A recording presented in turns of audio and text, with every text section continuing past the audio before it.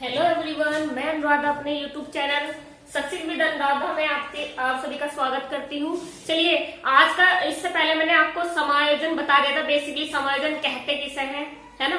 आपका जो टॉपिक है वो है समायोजन की प्रकृति। उसकी प्रकृति होती क्या है, समायोजन कैसी उसकी प्रकृति होती है ना। तो चलिए, सबसे पहला चलिए नोट कर लीजिए, मतलब अच्छे से नोट करेंगे, ठीक है।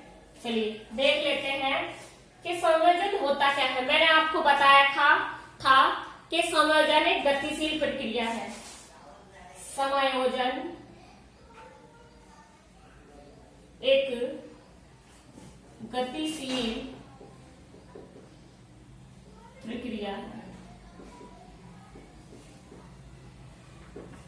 मैंने कहा था यह जीवन भर चलने वाली प्रक्रिया है। समायोजन जीवन भर चलने वाली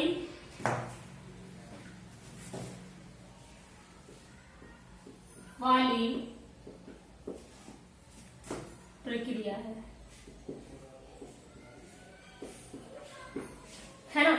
और एक मैंने बताया था आप लोगों को कि समायोजन एक ऐसी प्रक्रिया है जिसमें व्यवहार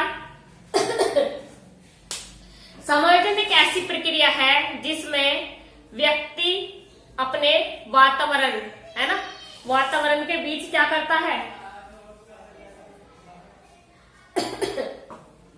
सॉरी, चलिए देख लेते हैं, है ना। यह एक गतिशील प्रक्रिया है। मैंने आपको बताया था कि यह क्या है, यह एक गतिशील प्रक्रिया है।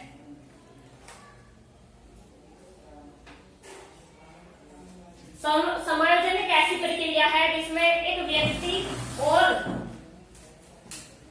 समायोजन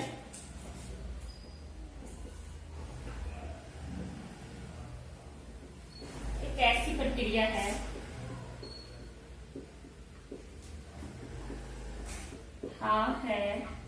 जिसमें व्यक्ति और वातावरण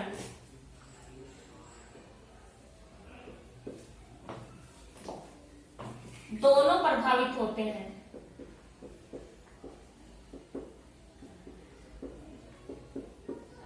क्यों प्रभावित होते हैं, कैसे प्रभावित होते हैं भाई। एक व्यक्ति अपने वातावरण से ही तो क्या कर रहा है, परिस्थिति के अनुसार एक व्यक्ति वातावरण से ही तो समायोजन करेगा ना, है ना। क्या आसपास का माहौल से ही तो करेगा ना, जो चीजें हैं, मतलब समाज है हमारा, ठीक है। समाज में रहने वाले लोग जो हैं, तो इसलिए ये प्रभावित करता है व्यक्ति और वातावरण दोनों को, है ना। समायोजन एक निरंतर चलने वाली प्रक्रिया है।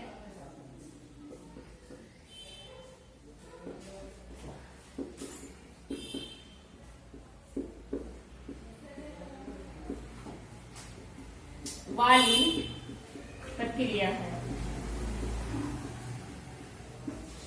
है ना, कि हमेशा चलती ही रहेगी, है ना। तो चलिए, समायोजन एक द्विध्रुवीय प्रक्रिया है। अब द्विध्रुवीय कैसे है, एक तो समायोजित और एक कुसमायोजित। एक तो समायोजित यानी कि जो बिना किसी द्वंद्व के, बिना किसी मानसिक द्वंद्व के, समस्या के, बिना किसी टकराव के परिस्थिति के अनुसार अपने आप को ढाल लेता है, और कुसमायोजित परिस्थिति के अनुसार अपने आप को ढाल नहीं पाता वो व्यक्ति, है ना। कुसमायोजन या समायोजित, या फिर ऐसे बोल सकते हैं इसको, समायोजित बोल दो, या फिर ये समायोजन। यह एक द्विध्रुवीय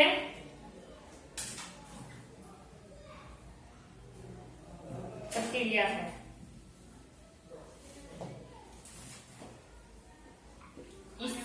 प्रकृति गत्यात्मक होती है,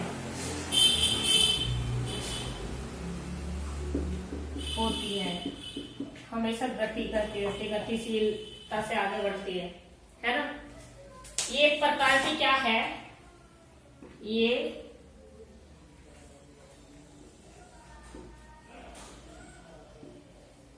उपलब्धि है।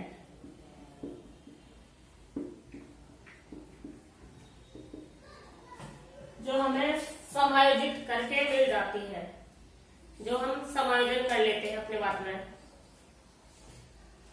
समाज की उन्नति कैसे लोगों पर निर्भर होती है? समाज की उन्नति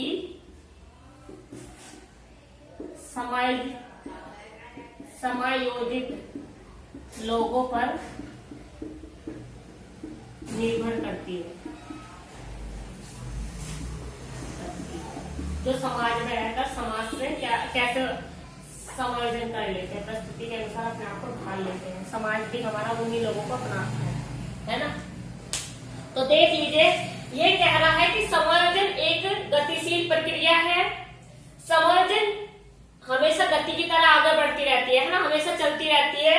समायोजन जीवन भर चलने वाली प्रक्रिया है, यानी कि जैसे आप जन्म लोगे, जन्म से लेकर मृत्यु तक ये प्रक्रिया चलती ही रहेगी, है ना।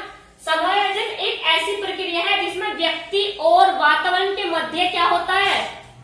समायोजन मतलब एक व्यक्ति और वातावरण को दोनों को प्रभावित करता है ना। एक ऐसी प्रक्रिया है समायोजन।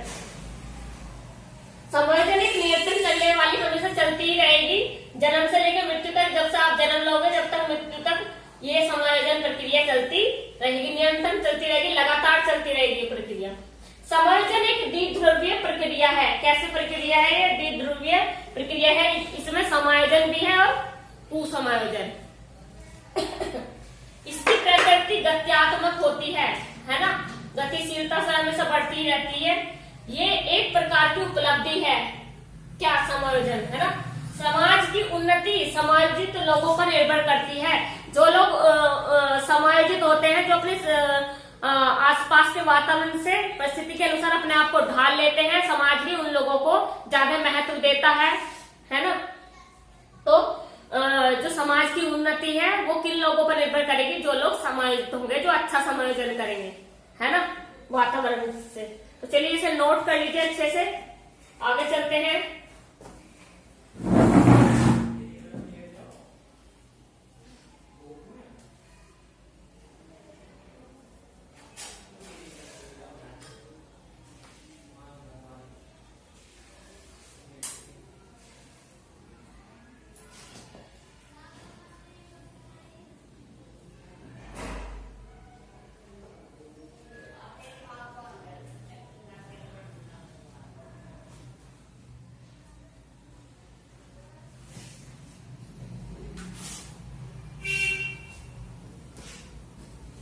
इसे अच्छे से करेंगे क्योंकि समय बहुत महत्वपूर्ण है, जो चल रहा है, आप सभी को पता है। जो एग्जाम है वो ज्यादा नजदीक है, ठीक है। ये टाइम यूं ही निकल जाएगा, ये आपके ऊपर बात है। अच्छे से आप अच्छे से स्टडी में लगा लीजिए।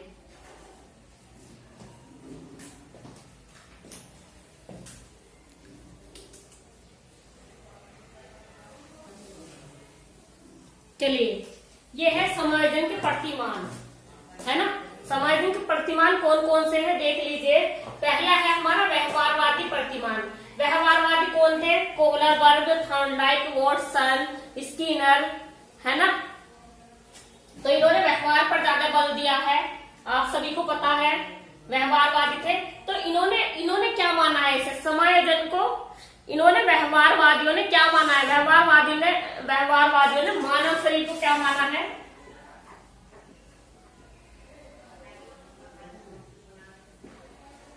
व्यवहारवादियों ने मानव शरीर को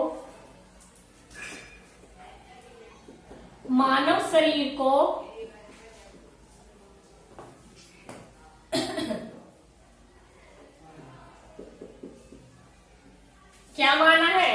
इन्होंने मानव शरीर को मशीन, यंत्रवत यंत्रवत माना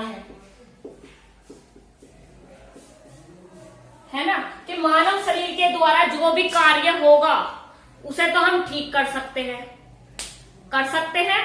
मशीन के द्वारा कोई भी कार्य खराब हो जाए, है ना, उसे हम ठीक नहीं कर सकते। जो एक बार खराब हो गया वो खराब हो गया, लेकिन मानव के द्वारा जो कार्य मानव के द्वारा और मशीन के द्वारा जो भी कार्य खराब हुआ है हम उसे ठीक कर सकते हैं, है ना। कोई भी कार्य मशीन के द्वारा या मानव के द्वारा, इसके द्वारा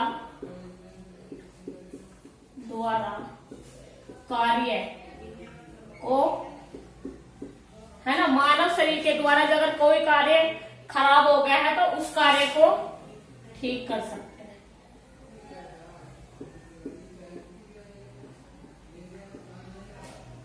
है ना।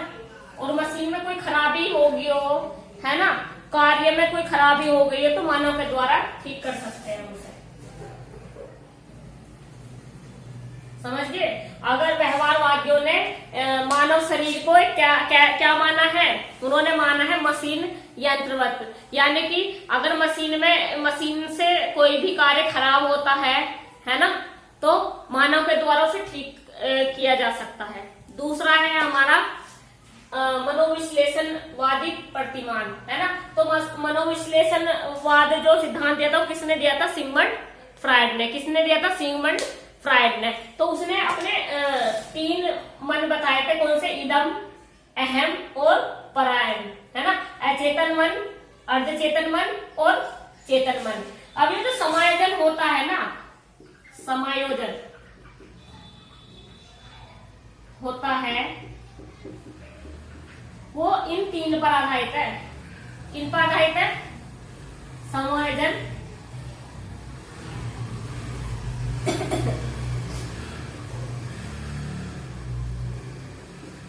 किन पर आधारित होता है? इन 3 पर। अचेतन मन, अर्धचेतन मन और चेतन मन पर आधारित होता है समायोजन, है ना। कैसे वो देख लेते हैं कि अर्धचेतन मन जो होता है इसे कहते हैं आनंद का सिद्धांत, है ना। इसे क्या कहते हैं? आनंद का नियम, ठीक है। और इसमें क्या होता है? अर्धचेतन मन में हमारी जो इच्छाएं होती है ना, सारी इच्छाएं दमित, है ना, दमित इच्छाएं जो होती है, जो दबी हुई इच्छाएं होती है, वे सारी किसमें होती है? हमारी इदम में, है ना, अचेतन मन में। इसे आनंद का, इसे सुख का नियम भी बोलते हैं, सुख का नियम। यानी कि ये जो मन है ये क्या चाहता है? ये वहीं पर भागता है जहां पर हमें सुख मिलता है, जहां पर हमें आनंद मिलता है। यहाँ पर हमारी सारी दमित इच्छाएं होती हैं, दबी हुई इच्छाएं, सारी इच्छाएं बाहर आ जाती हैं, ठीक है। और यही क्या कहलाता है? यही क्या होता है? यही समायोजन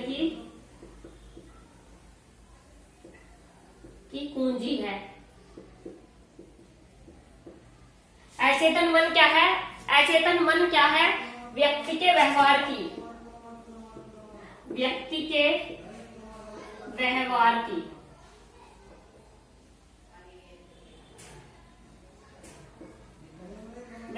की कुंजी है, ठीक है। यहां लिख लेते हैं, व्यक्ति के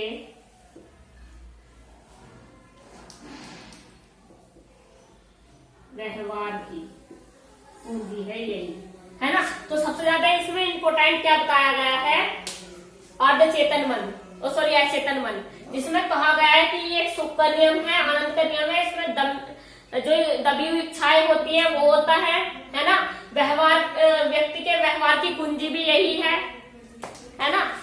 व्यक्ति के व्यवहार समायोजन की कुंजी है, ठीक है।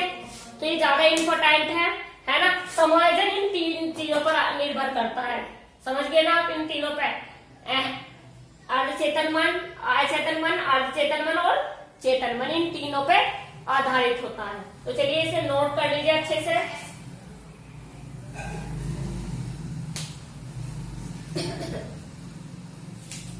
इन तीनों के बीच अगर कॉन्फ्लिक्ट है ना, तो इसमें आपको वातावरण में समायोजन की दिक्कत कभी नहीं आएगी। ठीक है, अगर आपके अंदर ये सारी चीजें हैं, अच्छे से आप समायोजन कर सकते हैं इन चीजों को, तो आप क्या कर सकते हो, आप अच्छे से अपने वातावरण में अपने आप को परिस्थिति के अनुसार ढाल सकते हैं। चलिए इसे नोट कर लीजिए अच्छे से।